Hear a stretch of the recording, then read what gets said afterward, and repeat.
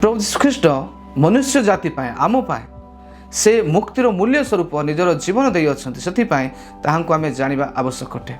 अनेक राजा महाराजा अनेक लोक मैंने जगत को आसिले जन्म ग्रहण कले, अनेक राजा होगापी चेष्टा कले, अनेक ईश्वर होगापी चेष्टा कले, अनेक निजर गारिमा निजर महिमा देखापी चेष्टा कले, किंतु एकमात्र जीशु ख्रीष्ट परमेश्वर को पुत्र सीए ईश्वर हेले मध्य साधारण मनुष्य भाव में जगत में जन्म ग्रहण कले एवं क्रूस्य मृत्यु पर्यंत निजक से शून्य कले, निजक से नम्र कले।